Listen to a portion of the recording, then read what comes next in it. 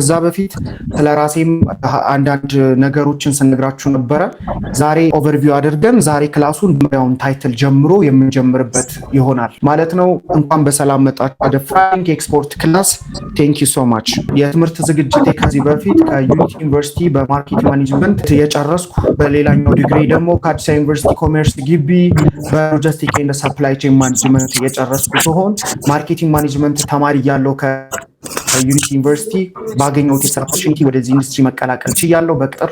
ከዛ በኋላ ብዙ ነገሮችን በቅጥር ህይወቴ ውስጥ አይቻለሁ ነበር ላለፉት 3 ዓመት በፊት። ከ3 ዓመት በኋላ ደግሞ የፍራሊንክ ቢዝነስ ሶሉሽን የሚለው ኮንሰፕት መጥቶ የተለያዩ ኢንተግሪቲ ስራዎችን የማገናኘት ኮሚሽን ቤዝድ ስራዎችን ስንሰራ ነበር። ዶክመንቴሽን፣ የሎጂስቲክ እንደነዚህ አይነት የፎርዋርዲንግ ስራዎችን ስንሰራ ነበረ። ከዛም በዚህ መነሻ ጀምሮ የ1 ዓመት ግማሽ አካባቢ ላይ ኮፌራ ኮፊ የቡና ኤክስፖርት ላይ ደግሞ ያንን ቢሮ በማደራጀት ኮፌራ ቡናን ራሳችን ሎካል ማኒፋክቸር በማድረግ ፕሪፔር በማድረግ ከዛም ባሻገር ደግሞ ለውጭ ገበያ በተለያዩ አይነት ኳሊቲዎችን በማቅረብ ከዛም ባሻገር ደግሞ ፖኬት ጊፍት ኢምፖርት ኤክስፖርት የሚባል አዲሽናል ሌላ ድርጅት ፎርም በማድረግ እዛ ውስጥ ደግሞ የጥራጥሬ እነዚህን ሀሳቦችን በስፋት ስንሰራ ነበረ። የስራ ባክግራውንድ ይህንን ይመስላል። በፍራሊንክ ቢዝነስ ሶሉሽን ከእናንተ ክላስ በፊት ሌሎችም ብዙ የተማሩ ክላሱን የጨረሱ አሉ። ሶሻል ሚዲያ ላይ ደግሞ ብዙ እንደዚህ አይነት መረጃዎችን በኢንዱስትሪ ያሉትን እጥረቶች ብዙ ሰዎች ቢያውቁ ይጠቀሙበታል ብዬ የማስባቸውን እኔ ደግሞ በኤክስፒሪየንስም በእውቀትም ያሳለፍኳቸውን የስራ ጆርኒዎችን እንግዲህ እየቃኘው እርሻ ላይ በመሄድ ቡና ለመግዛት በምንሄድበት ወቅት ላይ እርሻዎች ላይ በመሄድ ቪዲዮ በመቅረጽ በማስተማር ከዛም ባሻገር እዚህ ክላሶችን በመስጠት ከዛም ባሻገር ደግሞ ለገበሬዎች እንደዚህ አምራቾች፣ አቅራቢዎች ቦታው ድረስ ሄዶ ስልጠናዎችን በመስጠት በእንደዚህ አይነት መልኩ ስራዎችን ስሰራ ቆይቻለሁ። አሁንም እየሰራው እገኛለሁ። ፍራሊንክ ቢዝነስ ሶሉሽን እንኳን በሰላም ይህ የኤስ3 ክላሳችን በዚህ ክላስ ላይ ከቤዚክ ጀምሮ የኤክስፖርት ቢዝነስ ምን ይመስላል፣ አንደኛ ኢንዱስትሪውን እንቃኛለን፣ ፕሮግረሱን እንቃኛለን፣ ስትራክቸሮቹን እንቃኛለን፣ ወደኛ ሀገርና ዞርና ቢሮክራሲውን እንቃኛለን፣ ሂደቶቹን እንቃኛለን። የቃኘናቸው ፖይንት ባይ ፖይንት ያሉትን ሀሳቦች ደግሞ ኢንተግሬት በማድረግ በማገናኘት እነሱን ደግሞ ወደ ነው ሀሳብ ኮንሰፕቱ እናመጣቸዋለን ማለት። ስለመጣችሁ ደስ ብሎኛል። የኔትወርክ መቆራረጥ ዛሬ ይኖራል ብዬ አላስብም። ክላሳችንን በዚህ አይነት መንገድ እንቀጥላለን ማለት ነው። ለፈው ሰኞም አንዳንድ ኮንሰፕቶችን ስንቃይ ነበረ። ከዛ ኮንሰፕቶች መካከል የኤክስፖርት ቢዝነስ ምን ይመስላል፣ ምንድነው ኤክስፖርት ቢዝነስ ራሱ የሚለውን ሀሳብ ስንቃይ ነበረ። የኤክስፖርት ቢዝነስ አንድ ንግድ የሚፈጸም በሀገር ውስጥ ለምሳሌ ገዢና ሻጭ ባለበት የሚፈጸም የማርኬት ሁኔታ አለ። ያኛው በሀገር ውስጥ የሚካሄድ ነው። ከዛ ባሻገር ግን በውጭ ሀገር የሚካሄድ አንድ ሀገር ከሌላ ሀገር ጋር ኮሚኒኬት የሚያደርግበት ንግድ ልውውጥ ዘርፍ ነው ይሄ ኤክስፖርት ብለን የምንጠራው። ለምሳሌ ኢትዮጵያ ወደ ጀርመን ሀገር የተዘጋጀውን ያመረተችውን ቡና ላከች ብለን ስንል ኤክስፖርት አደረገች ብለን እንለዋለን። ጀርመን ደግሞ ኢትዮጵያ ያላትን ይህንን ቡናውን ተቀበለች ወይንም ኢምፖርት አደረገችው ብለን ደግሞ እንለዋለን። ሶ ኢምፖርት ኤክስፖርት የምንለው ኮንሰፕት ራሱ ሪቨርስ ፖይንት ያላቸው እነዚህ ኮንሰፕቶች ናቸው። ስለዚህ እነዚህን ኮንሰፕቶች አንደርስታንድ ማድረግ ሆል ኦቨር ያለው ስትራክቸር በጊዜው አንደርስታንድ ለማድረግ ይረዳናል። ስለዚህ ቢገስት ኢኮኖሚ ነው ኤክስፖርት ቢዝነስ። ባለፈውም ለመቃኘት ሞክሬያለሁ። በዓለማችን ላይ ትልቁ የፎሬን ከረንሲ ኤክስቼንጅ የሚኖረው አንድ ሀገር ከአንድ ሀገር ጋር ኤክስቼንጅ የሚሆነው በዚህ አይነት ረገድ ነው፣ በኤክስፖርት ቢዝነሱ ረገድ ነው። ስለዚህ ይህንን ኮንሰፕት መረዳት ጥሩ ነው። ለምሳሌ ያክል ብለን ካየን 3 ሀገራትን በአንደኛ እስከ 3ኛ ቅድመ ተከተል የስራቸውን ኮንሰፕቶችን ለመቃኘት ሞክረናል። ለምሳሌ ያክል ቻይናን ካየን በዓለማችን ግዙፉን የኤክስፖርት ቢዝነስ የምሰራና ፎሪን ከረንሲ ለሀገሯ የምታመጣ ሀገር ነች። እንዲሁም ካየን በከረንሲ ደረጃ እንኳን ካየን ወደ 3.8 ትሪሊየን የአሜሪካን ዶላር አካባቢ በኤክስፖርት ቢዝነስ ብቻ ዶላርን ሪጀነሬት የምታደርግ ሀገር ነች። ከዛ በመቀጠል አሜሪካን ማየት እንችላለን። አሜሪካ ወደ 1.9 ትሪሊየን የአሜሪካን ዶላር ታደርጋለች። ከዛ በመቀጠል ጀርመንን ማየት እንችላለን። ወደ 1.6 ትሪሊየን ዶላር አካባቢ ገንዘብን በመስራት እንግዲህ ከአንድ እስከ 3 ያሉትን የኤክስፖርት ግዙፉን የኤክስፖርት ቢዝነስ ማኒፑሌት በማድረግ ይሄዳሉ። ኢትዮጵያ ደግሞ አማካኝ ግን ከዓለማችን ያው በደረጃ አትገባ፣ ነገር ግን በአመት እስከ 8.6 ቢሊዮን የአሜሪካን ዶላር ድረስ ዶሜስቲካሊ ፕሮዲውስ የምታደርጋቸው በአግሪካልቸር፣ በማኒፋክቸሪንግ እና በቱሪዝም በመሳሰሉት በሰርቪስ ኤክስፖርት በምታደርጋቸው ኢንካም ጀነሬት ታደርጋለች ወደ 8.6 ቢሊዮን የአሜሪካን ዶላር። ከዛ ባሻገር ኢትዮጵያን ካየናት ደግሞ ወደ ከ30 እስከ 35% አካባቢ የሚያክለውን የወደ 2.6 ቢሊዮን አካባቢ ብለን የምናየው ቡናን ሪጀነሬት ታደርጋለች። ከዛም ባሻገር ሌሎች ማኒፋክቸር የምታደርገው በአግሪካልቸር በኢንዱስትሪ ሌላውን ሀሳብ ይቃኛል ማለት ነው እና እነዚህን ሀሳቦች መቃኘት ጥሩ ነው። ሌላው ደግሞ በባለፈው ክላሳችን የቃኘ ነው እንደ ኮንሰፕት ያክል ወስደን ያየ ነው ሲንጋፖርን አየን። ሲንጋፖር በቆዳ ስፋቷ ከአዲስ አበባ የምታንስ ሀገር ነች። ነገር ግን ወደ 500 ቢሊዮን የአሜሪካን ዶላር ሪኤክስፖርት በማድረግ ፎሬን ከረንሲ ማግኘት ትችላለች። ኦልሞስት ከዛም የማይተናነስ ዶላሮችን ነው ሊክ የምታደርገው ሲንጋፖር። በተመሳሳይ ኢትዮጵያን ካየም አንደኛ መሬቱ በጣም የሰጠ ነው፣ ለአግሪካልቸር ይመቻል፣ ለማኒፋክቸሪንግ ይመቻል፣ ቺፕ የሆነ ሂማን ሪሶርስ ያለባት ሀገር ነች። ያም ሆኖ ግን ይህንን ኢንዱስትሪ በአግባቡ ባለመጠቀማችን በጣም በወረደ 8.6 ቢሊዮን በጣም ትንሽ ነው ታደርጋለች። በትይዩ እንኳን ቡና ላይ እንኳን ካየን ኢትዮጵያ እንዳልኳችሁ ያለፈው ጊዜ 2.6 ቢሊዮን የአሜሪካን ዶላር ኤክስፖርት ታደርጋለች ቡናን ፕሮዲውስ በማድረግ። ጀርመንን ካየን ግን ጀርመን ምንም አይነት ቡና አይበቅልም። ነገር ግን ከኢትዮጵያ የምታስገባውን ከኡጋንዳ፣ ብራዚል፣ ኮሎምቢያ የመሳሰሉት ሀገራት ሰብስባ አስገብታ እሴት ጨምራበት ሪኤክስፖርት የምታደርገው ይህ ቡና ወደ 2.6 ከ3 ቢሊዮን የአሜሪካን ዶላር በየዓመቱ ከቡና ብቻ ታገኛለች ጀርመን። ይህንን ኮንሰፕቱን መረዳት ጥሩ ነው። ስለዚህ ኤክስፖርት ቢዝነስ በጣም ሂውጅ የሆነ ኢንዱስትሪ ነው።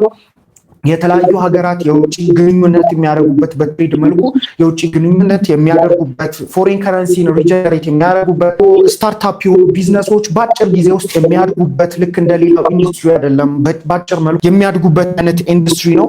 ስለዚህ ኤክስፖርት ቢዝነስ በዚህ አይነት መልኩ ማየት እንችላለን። ዘርፎቹንም በደንብ አድርገን እንከፋፍላለን። ለምሳሌ ኢትዮጵያ ውስጥ በተለያዩ አይነት ካታጎሪ ኤክስፖርት ቢዝነስ ይሰራል። የመጀመሪያ ካታጎሪ አግሪካልቸር ነው። አግሪካልቸር ላይ ደግሞ ሰብ ካታጎሪ ብለን ይዘናቸው ይዛቸው ኮንሰፕቶች አሉ። ከነዛ መካከል ካታጎሪ ውስጥ ቡና ማየት እንችላለን፣ አግሪካልቸር ጥራጥሬን ማየት እንችላለን፣ ስፓይሲዎችን ማየት እንችላለን። እነዚህ ሲደማመሩ ኤክስፖርት በአግሪካልቸር ካታጎሪ ውስጥ ይመደባሉ። ሌላኛው ደግሞ ማኒፋክቸሪንግ ነው። በማይክሮ ሌቭል ማኒፋክቸር ተደርገው ለተለያዩ ሀገራት የሚቀርቡ አሉ። ለምሳሌ ትላልቅ ዓለማችን ላይ የሚታወቁ ብራንዶች ግብአቶችን ወይንም ሮ ፕሮዳክሽን ላይ ያሉ ማኒፋክቸር ቴክስታይል ላይ እንደነዚህ አይነት ነገሮች ላይ ይወስዱና ጨምረው ብራንዲንግ ጨምረው ለሌላው ዓለም ደግሞ ሪኤክስፖርት ያደርጉታል። እና ማኒፋክቸሪንግ በማይክሮ ሌቭል የሚሰሩ አሉዎች ማለት ነው። እንግዲህ ይሄ ኤክስፖርት ቢዝነስ ለመስራት የመጀመሪያው የሚያስፈልገው ማወቅ ነው። ኢንዱስትሪውን አንደርስታንድ ማድረግ ነው። እናንተ ልትገቡበት ያላችሁት ኢንዱስትሪ የሚፈልገው የእውቀት አይነቱ ራሱ ምን አይነት ነው? ቡና ከሆነ ስለ ቡና የምታውቁት ነገር ነው ይገባል። እንዴት ነው ኤክስፖርት የሚደረገው? ከፕሮዳክት ሶርስ እስከ ማርኬት ሶርስ ድረስ ሁለቱም ፒላሮች የምታገናኙበትን እውቀት ማዕከል ላይ የሚደረገውን ፕሮግረስ እውቀት ይፈልጋል። አጥሬም ሊሆን ይችላል፣ ስፓይሲም ሊሆን ይችላል፣ ማኒፋክቸሪንግ ዘርፎችም ሊሆኑ ይችላሉ። እነዚህ ውስጥ ኮንሰፕቱን መረዳት ምንም አይነት አማራጭ የሌለው ነገር ነው። እነዚህን አንደርስታንድ ማድረግ በጣም ወሳኝ ነው። ከእውቀቱ መካከል ትሬድ ሩል፣ ባለፈውም ሰኞ ቀንም ብየዋለው። ትሬድ ሩል የመጀመሪያው ነገር አቀፍ ህጉን መረዳት። ኢንተርናሽናል ትሬድ ሮሎች ምን ይላሉ? አንድ ፕሮዳክት ወደ ውጭ ሀገር ለመላክ ምን አይነት ትሬድ ሮሎች ሩሎች ህጎች አሉ። እንቀጥላለን። እሺ ድምጽ ይሰማል? እንቀጥላለን። አይ ቲንክ የተቋረጠባችሁ ኔትወርካችሁ ሊሆን ስለሚችል በደንብ ሪቼክ አድርጉት። ስለዚህ ዶክመንቴሽን፣ አንደኛ ዶክመንቴሽን ስለ አንዱ ንግድ ወይንም ሽያጭ ስለመፈጸሙ የሚገልጽ የወረቀት ወይንም የሰነድ አይነት ነው። የዶክመንቴሽን አይነቶች ንግዱ ህጋዊነቱን ይዞ ንግዱ ስለመፈጸሙ የሚገልጽ ሰነድ ነው፣ ዶክመንት ነው፣ ወረቀት ነው። ሌላኛው ስለ ሎጂስቲክ ሁኔታዎችን ማወቅ ነው። ሎጂስቲክ በተለያየ አይነት መንገድ መግለጽ እንችላለን። የመጀመሪያው ትሬሳቢሊቲ ነው። እንዴት ነው ፕሮዳክት ቦታው ላይ ተነስቶ ፕሮሰስ የሚሆንበት ቦታ ላይ የሚመጣው? ቡናን ካየ ከአምራች ወይም ከአቅራቢ ተነስቶ እዚህ ማበጠሪያ የሚገባበት ጥራጥሬ ተመሳሳይ ነው። እንዴት ነው የሚገባው?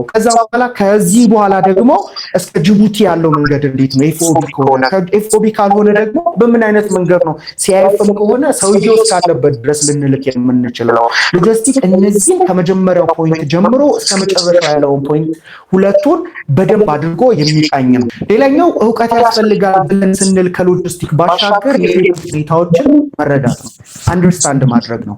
ምን አይነት የፔመንት ሁኔታዎች ነው በብዛት ኤክስፖርት ስናደርግ የምንጠቀመው፣ ኢምፖርት ስናደርግ የምንጠቀመው? የፔመንት ሜትዶች አሉ፣ የፔመንት አሰራር መንገዶች አሉ። የፔመንት ሜትድ ብለን ባለፈውም ሃይላይት ለመቃኘት ሞክረናል። እንደነ ኤልሲ፣ አድቫንስ ፔመንት፣ ካድ የመሳሰሉት እነዚህ ወሳኝነት ያላቸው ነገሮች ናቸው። ሌላኛው ታይፕ ኦፍ ኤክስፖርተር በአራት ካታጎሪ አይተናል። እንግዲህ ኤክስፖርት ቢዝነስ ማለት አንድ ሀገር ከሌላ ሀገር በትሬድ የሚያገናኝ ወይንም የሚፈጥር የንግድ ትስስር አይነት ከሆነ ይሄኛው ኤክስፖርት ቢዝነስ በማን ነው የሚሰራው?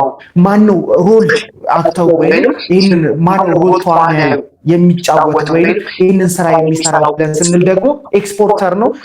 ምን አይነት ኤክስፖርተሮች ናቸው እዚህ ኢንዱስትሪ ውስጥ በመሳተፍ ይህንን ቢዝነስ የሚሰሩት ብለን አራት ሀሳቦችን ቃኝተን ነበረ።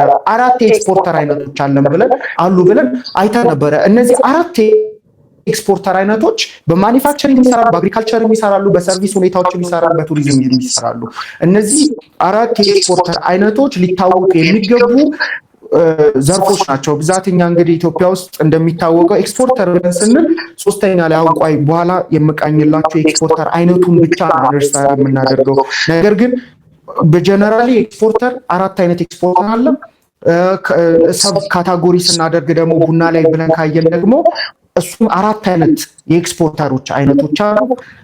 በብዛት ቪዲዮቴን የምትከታተሉ ከሆነ እዛ ላይ በደንብ አድርጌ ቃኝቼዋለሁ ምን አይነት የቡና ኤክስፖርተሮች እንደሆኑ።